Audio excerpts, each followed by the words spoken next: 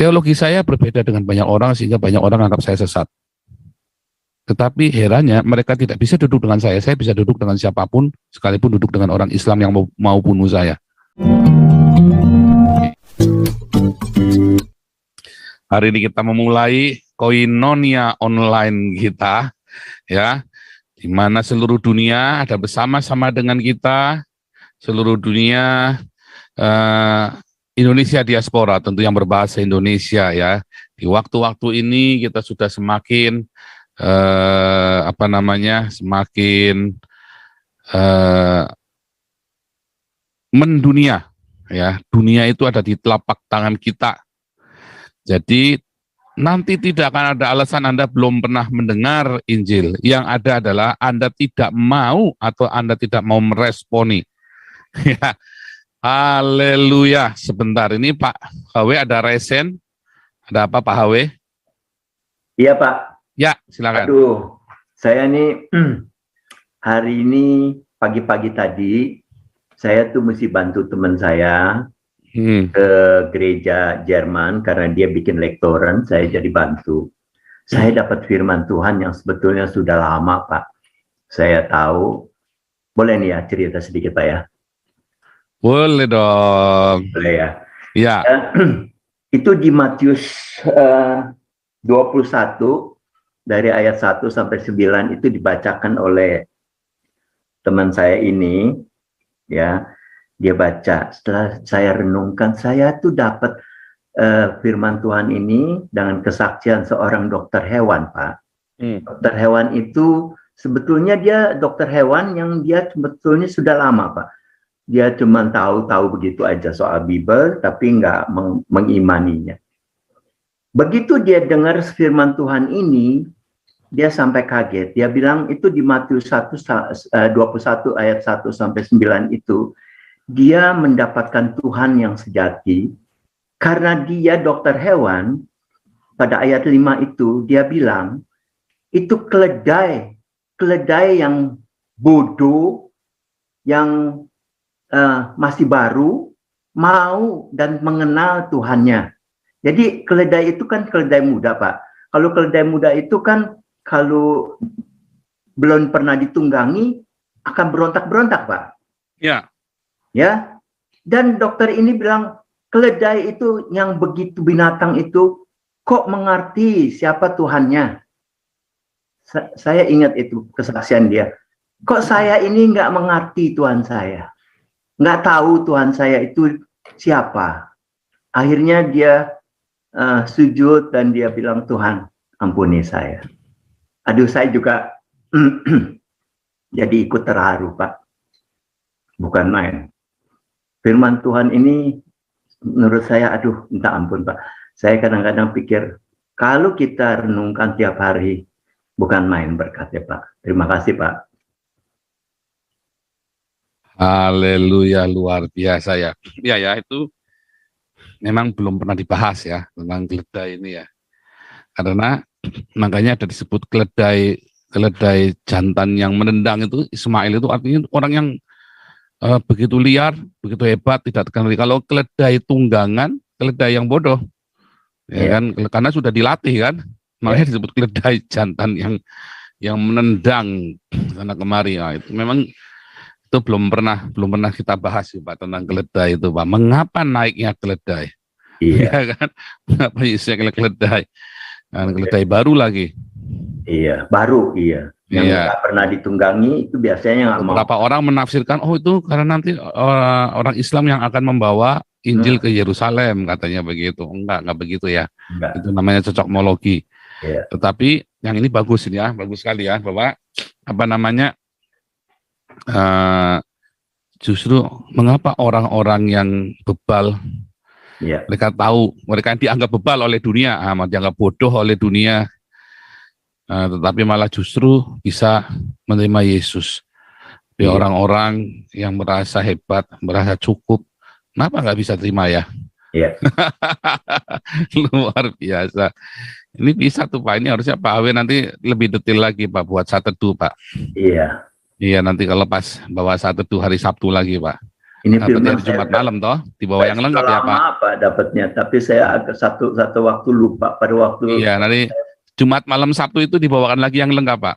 Iya. Jadi Sabtu paginya Indonesia toh. Iya. Itu bagus itu Pak Awe. Nanti Pak Awe ya berarti Jumat malam Sabtu ya. Itu bagus itu Pak, dibawa yang lengkap, tapi ditambahin Pak, jangan sepotong supaya bagus itu bagus banget itu ya. Iya. Luar biasa itu. Ini kalau kurang panjang saya nambahi. Tapi itu bagus luar biasa itu. Iya. Itu belum pernah kita bahas itu. Saya dengarnya versi yang lain, tapi saya nggak setuju, yaitu tadi ya, bahwa nanti Yesus akan masuk Yerusalem, orang-orang Islam yang akan membawa kekristenan masuk Yerusalem.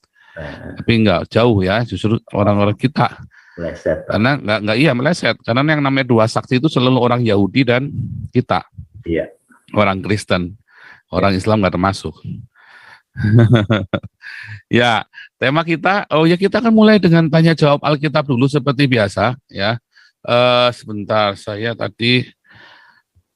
akan mulai dengan tanya jawab Alkitab dulu seperti biasa, dan kemudian, sudah ya, linknya sudah saya kasih. Kemudian kita akan baru akan mendengar firman Tuhan, ya, merenungkan. Tema kita hari ini baptisan Roh Kudus dan bahasa roh, ya. Ini adalah tema yang sudah lama ingin sekali saya sampaikan, tetapi saya harus firm dulu, harus yakin dulu, ya, dan tentu saja harus mengalami dong, ya, ada pengalaman pribadi, sehingga di belakangan ini kita seringkali melihat orang yang berbahasa roh, tapi kelakuannya macam dia kerasukan iblis, ya kan? Banyak. Nah, itu yang mau kita hindari. Sehingga perlunya, bahkan di seluruh gereja karismatik ya, saya lihat, ya kalau saya bilang 90%, terus saya menghakimi, bilang karismatik, berarti salah semua dong.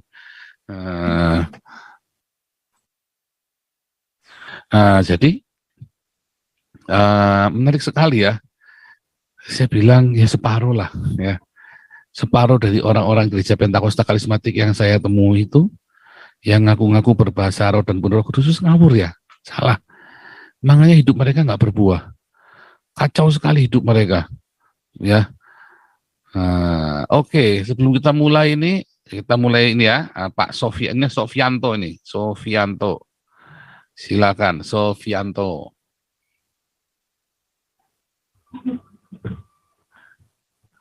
Halo. Shalom, Sofianto. Shalom, selamat malam, Pastor Paul. Selamat salam sehat, malam. berkati. Ini Pak Paul, saya ingin bertanya ini di dalam Filipi 2 ayat 2b dan Roma 12 ayat 16 dan masih banyak lagi mungkin ya.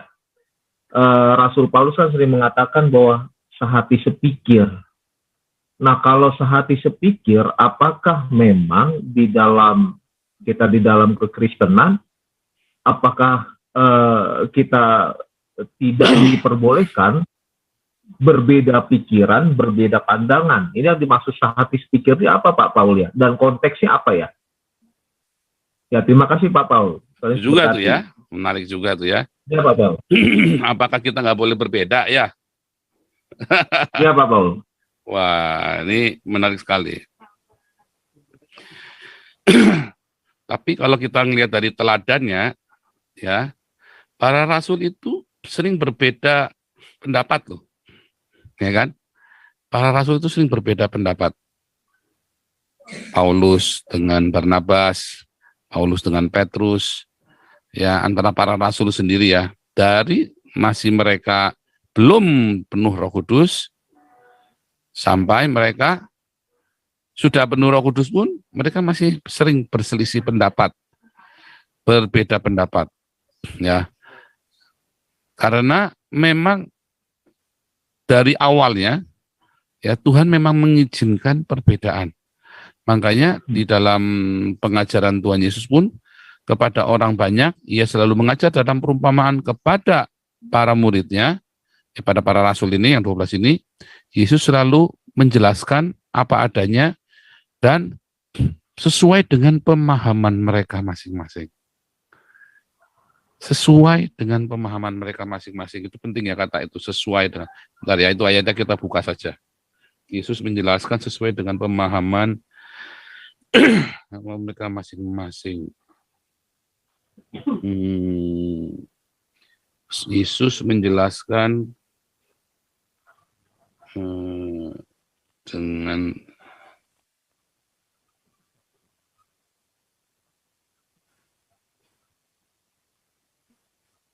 sebenarnya Yesus, mungkin kalau ada yang tulisan mukanya bagus ya. Yesus menjelaskan sesuai pemahaman mereka. Ada di, kita buka aja itu ya, Matius, bukan ya, sesuai dengan pengertian mereka, pengertian.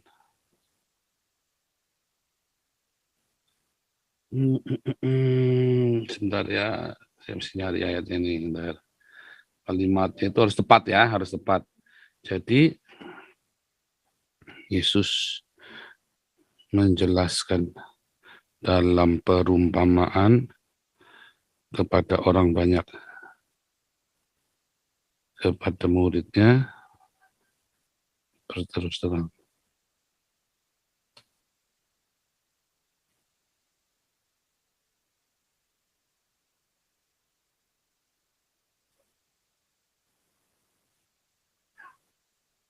Oke, saya belum ketemu yang tadi ya.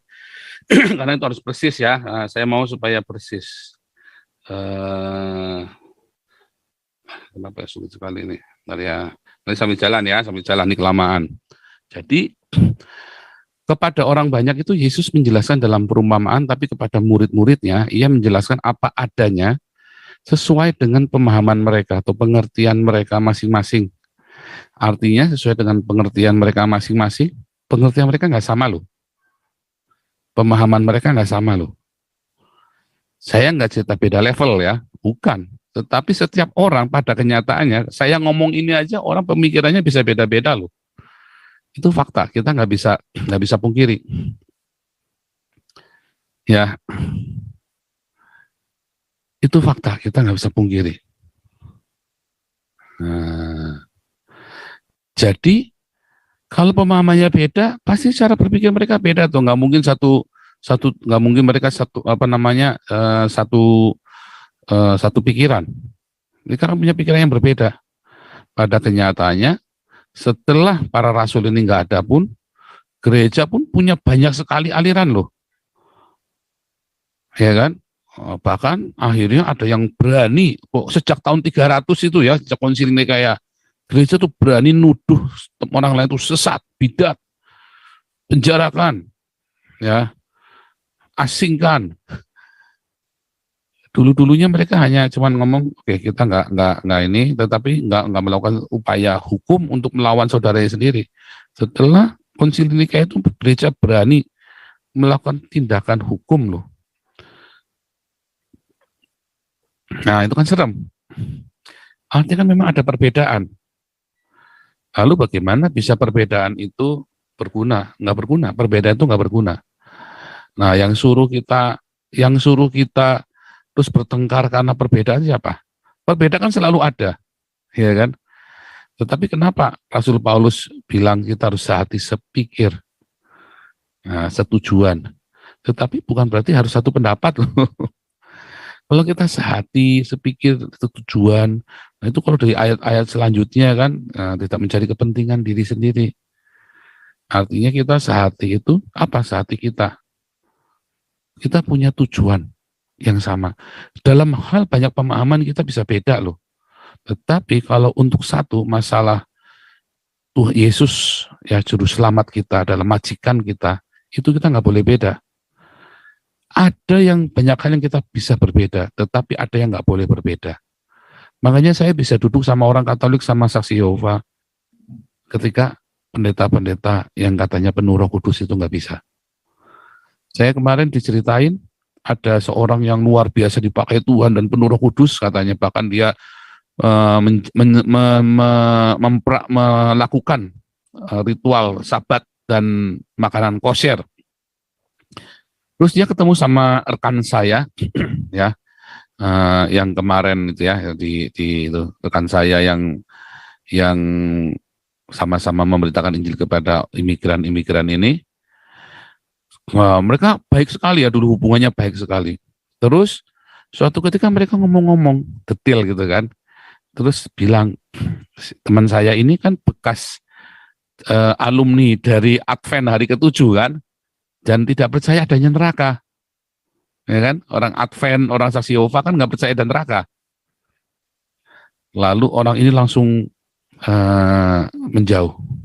Tadinya mereka runtang-runtung tiap hari. Begitu bilang ini masalah neraka, nggak percaya, ditinggal. Terus dihubungi juga nggak mau, kontak juga nggak mau. Nah, orang ini heran. Terus, padahal dia seorang pemuji yang luar biasa. Dia katanya kalau menyembah Tuhan luar biasa sekali. Dan dia kalau mengajar luar biasa sekali. Nah, terus saya langsung bilang, lo kenapa begitu? Iya, saya nggak tahu ya. Kenapa bisa begitu ya? Dia juga heran. Dia bilang, iya, karena dia melakukannya sebatas ritual. Orang mengajar sebatas ritual. Dia main musik, dia memuji Tuhan sebatas ritual. Bukan kehidupan. Artinya dia nggak punya kasih. Jadi dalam hal kasih itu kita harus sepakat loh. Apakah kasih itu? Masalahnya kalau dalam hal kasih sudah nggak sepakat itu bahaya. Jadi yang dimaksud oleh Paulus tadi, ya ini ada kata nih ya, sehati sebenarnya ya auto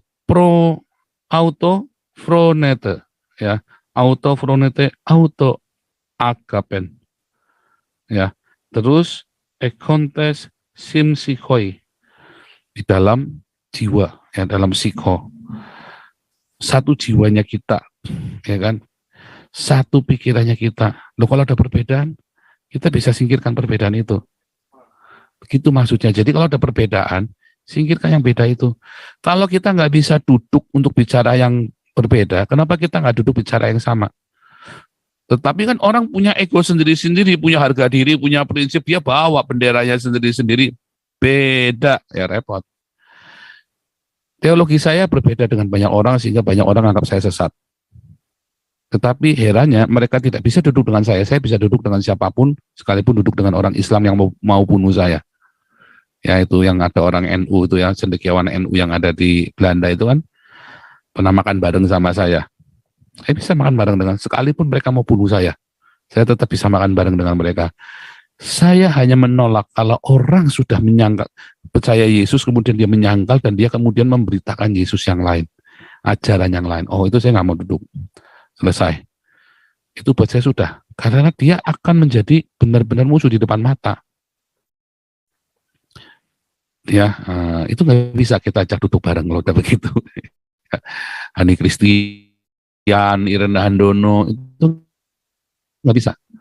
Ya, kalau sudah menyerang begitu rupa, ya, dan dia sudah memutarbalikkan kebenaran. Orang-orang sudah memutarbalikkan kebenaran, apa yang mau ini? Nah, kecuali saya lagi memberitakan Injil kepada mereka. Nah, tapi kalau mereka nggak mau nolak, ya udah saya nggak mau duduk lagi. Yuju Mulyana, ya saya memberitakan Injil kepada mereka.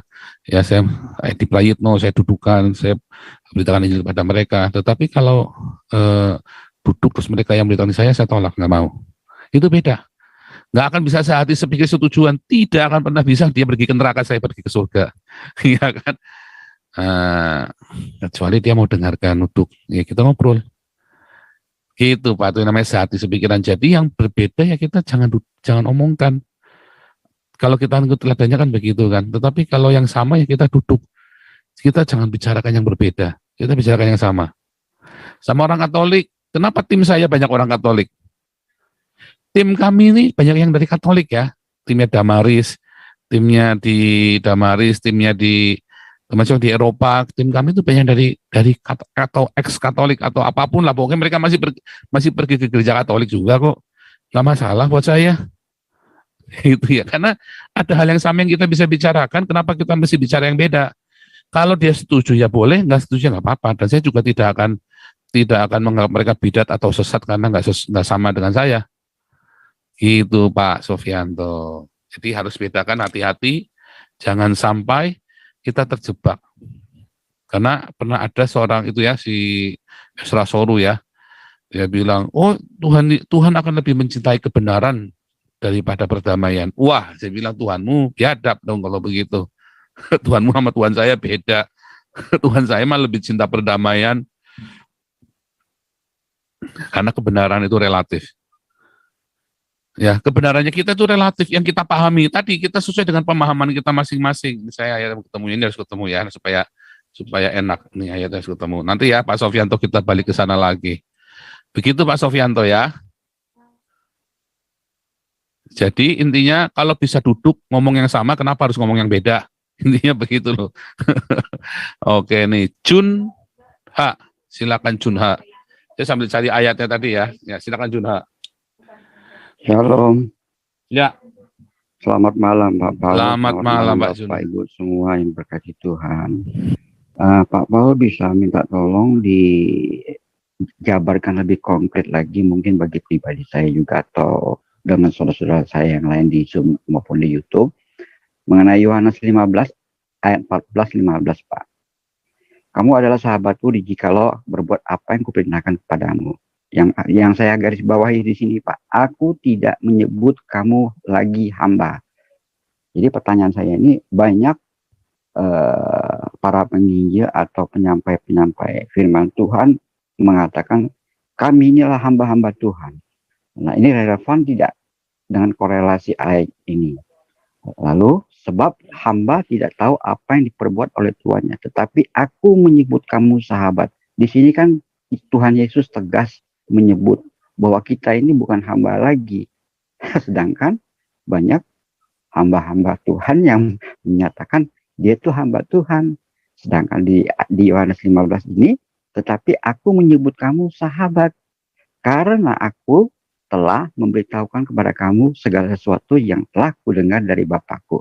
Nah, mungkin Pak Paul bisa menjabarkan lebih konkret lagi supaya saya tidak bisa melebar ke terlalu jauh kanan kiri sehingga saya bentak-bentak inti daripada Yohanes 15, 14, 15 ini. Gitu aja Pak. Terima kasih Pak. Iya, jadi Yesus yang menganggap kita sahabat loh. Bapa yang menjadikan kita anak-anaknya. Jadi harus bedakan, bukan kita yang geeran. Yesus tuh misalnya nih ya, mungkin bagi Pak Jenderal Tobing saya ini sudah seperti anaknya, mungkin begitu ya. Tapi kan saya nggak bisa, oh tuh bapak saya itu Jenderal Tobing itu.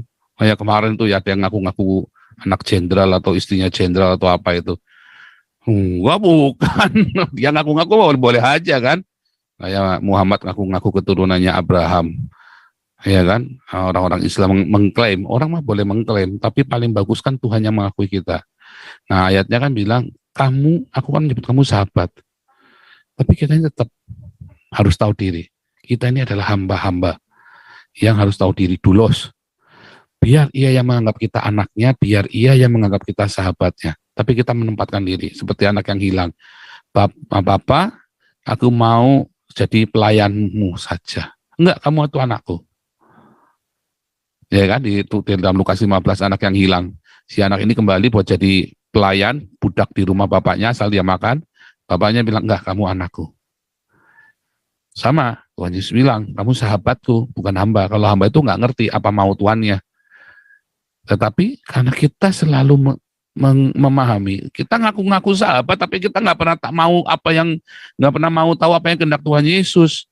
Pakai jam tangan 15 miliar misalnya kan, wah itu mana bisa kita bilang mau tahu kehendak Tuhan Yesus, bohong itu. Ya nggak mungkin. Ya jadi nggak begitu ya. Jadi ada bedanya. Nah itu kita harus mengerti. Jangan geeran menganggap kita ini sahabat atau anak, sementara seorang anak nggak ngerti apa yang menjadi, siapa yang ngangkatmu jadi anak gua, katanya kan. Biar ia yang menganggap kita anaknya, biar ia yang menganggap kita ini sahabatnya. Gitu Pak. Lihat kalimatnya kan, bukan kita disuruh menjadikan diri kita sahabat, tapi kamu ini sahabatku, karena seorang sahabat mengerti apa yang diinginkan oleh sahabatnya. Kita nggak ngerti Pak.